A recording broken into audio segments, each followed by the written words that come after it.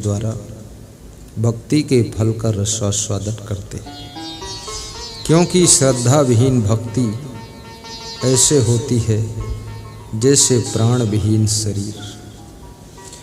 शरीर में प्राण नहीं है, शरीर कोई काम का नहीं है। ऐसे आपकी भक्ति में श्रद्धा नहीं है तो आपकी भक्ति भी कोई काम की नहीं है।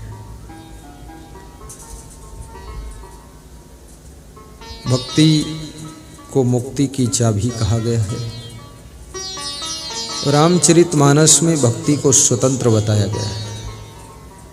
स्वतंत्र इसलिए कहा गया है कि भक्ति किसी भी उम्र में और कोई भी व्यक्ति कर सकता है। 5 वर्ष की उम्र में ध्रुव ने भक्ति तपस्या किया था। बचपन में प्रहलाद ने भी भक्ति किया था। कितनी माताएं बहनें अपने बच्चों को गुरु दीक्षा लेने से मना कर देती हैं कि अभी छोटा है, रहने दो। और जब वो बड़ा हो जाता है तो दारू मांस मछली में गुरु मंत्र ले लेता है अपने आप। उसमें नहीं रोक पाते हैं। गुरु से गुरु मंत्र लेने में ब्रेक लगा दिया। अब दारू से मंत्र लिया है, दारू पीता है।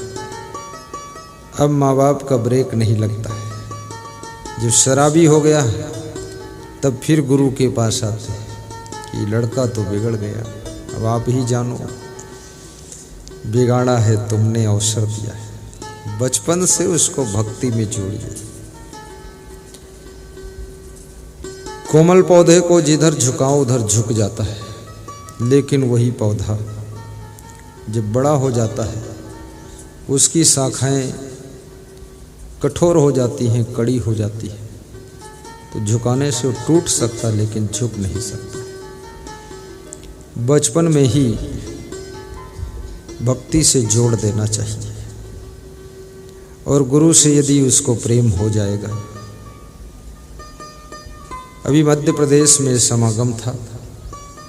एक सज्जन अपने बेटे को लेकर आए और कहने लगे, बेटे की वजह से हम भी सत्संगी हो गए। ये मोबाइल के यूट्यूब में बहुत प्रवचन सुनता है। तो मैंने इसको एक दिन कहा, तू क्या सुनता रहता हर समय? तो बोला, पापा आप भी सुन लो। सुनाया इसने 1 घंटा तक। मैंने कहा, ये तो बहुत अच्छा सत्संग सुनाते संत जी। तो आपका सत्संग बड़वन फंटा में था। हम बाप बेटे दोनों आए हैं। बेटे की वजह से हमारी श्रद्धा बढ़ी है। मोबाइल प्रायः लोगों के पास में रहता है, लेकिन मोबाइल में सत्संग कौन कौन सुनता है, कौन कौन फिल्म देखता रहता है, कौन कौन मूवी चलाता रहता है। कितने लोग तो उसमें सांप और बाघ और भैंसा देखते रहते हैं। धीरे धीरे खुद भी भैंसा बुद्धि हो जाती है।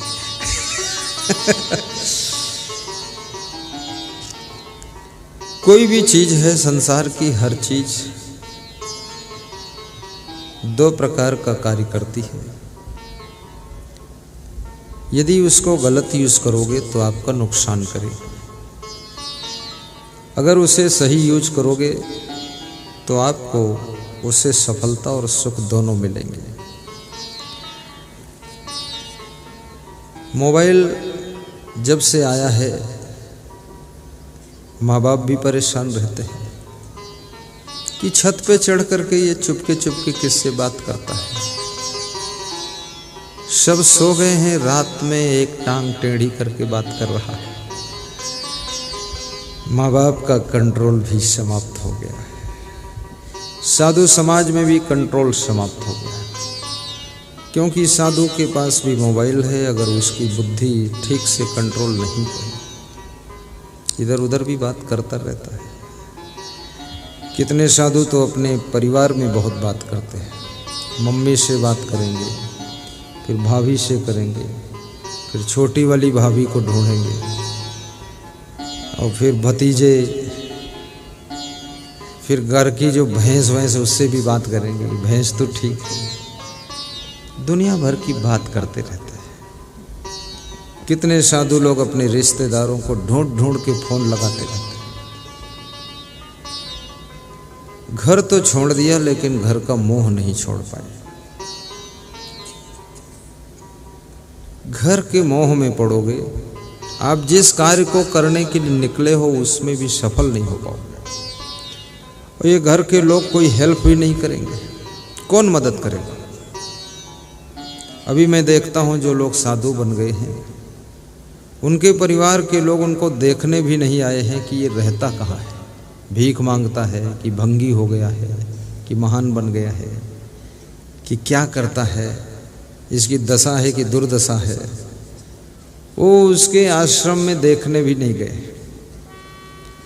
और कभी ये भी नहीं हुआ कि 10,000 की गड्डी दिया हो कि लो खर्च कर लेना बेटा, कभी बीमार हो गए, कुछ नहीं, बस थोड़ा नाक की रेमट निकाल कर डाल दिया, अरे जब से तुम चले गए बहुत दुख है, बस इतने होता है। बस वो नाक की रेमट लेकर आ गए, साहेब जी लिए जा रहे हैं, चाटो जाकर सड़क पर। है क्या वहां? जहाँ आश्रम है वहां से मेरी जन्मभूमि पास में है। हमारे जन्मभूमि में 5-6 संत थे, पहले से संत थे, लेकिन वो जहाँ भंडारा होता था चले जाते थे, खा लेते थे, फिर आकर घर में अपना कमंडल बजाते रहते। मैं संत बनने लगा तो मेरे घर के बोले, अरे वो 5-6 संत गांव का है, वो तो सब बेकार है, तुम कहाँ वो उसके साथ लंगोटिया बांधे घूमोगे। मैंने कहा हमें बनने दो आप, जिस दिन से निकलूंगा घर की तरफ मुड़ के देखना नहीं, मोह नहीं करना, पूरी ताकत से जुटना है संत लाइन में। पास में है 36-37 किलोमीटर पर घर। मेरे माँ बाप के अलावा और सगे भाइयों में भी आधे भाई लोग आए हैं, आधे वो भी नहीं आए हैं, देखने नहीं आए कि ये भूखों मर रहे हैं कि इनकी दुर्दशा हो रही है। और मेरे बड़े पिताजी और छोटे पिताजी वो तो जिंदगी में आए ही नहीं। पास में गांव है। तो मैं समझ गया, अगर हम खुद ही अपने आप को सफल नहीं करेंगे, ये कोई चाचा चाची माचा माची भाभा भाभी काम आने वाले नहीं है। पूरी ताकत से इसी में हम लग गए। अब जब सफल हो गए तो रिश्तेदार भी खोद खोद के रिश्ता दूसरों को बताते हैं, अरे वो राष्ट्रीय संत जो है ना, वो तो हमारे मामा के लड़के हैं। बहुत परिचय लोग हमारा देते हैं, क्योंकि अब जिस जिले में आश्रम है, उत्तर प्रदेश के कम से कम 20 कलेक्टर हमारे से जुड़े हुए हैं, 40-50 तो सब कलेक्टर जुड़े हुए हैं, तहसीलदार सैकड़ों जुड़े हुए हैं, पटवारी तो 200-300 जुड़े हुए हैं। तो सब लोग कहते हैं अरे बहुत बड़ा प्रभाव है, लेकिन कौड़ी दिया नहीं है। भूखों मर जाओ चाहे नंगे घूमो, कोई काम नहीं आए। इसलिए संत को संत लाइन में ही पूरा दिमाग लगाइए, उसी में मन लगाइए। कितनी लड़कियों का विवाह हो जाता है, ससुराल जाती है, रोज अपनी माँ को फोन करती है, मम्मी तुम ठीक हो? हाँ बेटी मैं तो ठीक हूँ, तुम्हारी याद आती है। हमको भी मम्मी याद आती है। बस ये क्या कर रही हो, उसको बिगाड़ रही हो। याद आती है तो याद कर लो, याद आती है, नाक में क्यों बोलती रो रो करके फालतू बकवास। जितनी बहुएं बिगड़ी हैं उसमें सबसे बड़ा कारण उनकी माँ होती है।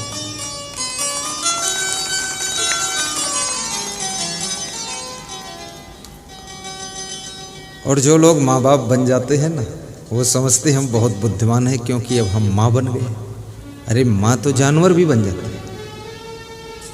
बुद्धिमान व्यक्ति जो ज़्यादा बुद्धिमान, वो न माँ बनता न बाप बनता है, वो अलग ही रहता है। ये बुद्धिमानी क्या है? बेटी से साफ बता दीजिए कि मेरे को बार बार फोन मत कर, अब मैं तेरी माँ नहीं हूँ, अब तेरी माँ तेरी सासू है। ये झूठा प्रेम, लब्बड़ झब्बड़ करना, लल्लो चप्पो करना, पुचकारना, चुपकारना, लल्ली देवी बनाना, इससे सब मैटर बिगड़ेगा। अपने पति की गम खा, भोजन कम खा, नहीं तो गई है पत्नी बनकर, लौटेगी हथनी बनकर। सासू की बात सुन, जवाब मत दे, ससुर का सम्मान कर, और जेठ और देवर से बात मत लड़ा, शांति से रह। तेरा यहाँ गुजारा अगर हो जाता तो तेरी शादी ही नहीं करते। यहाँ खाने कमी नहीं थी। रोज रोज फोन मत लगा, उधर ही रहना ठीक ठाक। बेटी को सहनशील बनाओ।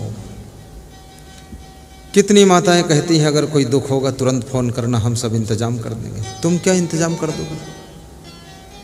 तुम अपना इंतजाम कर पाई हो? तुम खुद ही दुखी हो। तुम अपने पति से चिड़चिड़ मचा रखी हो, अपने सासू की टांग खींचकर वहाँ डालती हो घोरे में जाके, और उसको तुम ठीक कर दोगी? कुछ नहीं ठीक कर पाओगे। इसलिए संत बनो, पूरा मन लगाओ, और किसी रिश्तेदार से भी काम चलने वाला नहीं। आप भी गृहस्थ बने हो, अपनी गृहस्थी में मन लगाओ, और ऐसा मन लगाओ, उन्नति करो, विकास करो।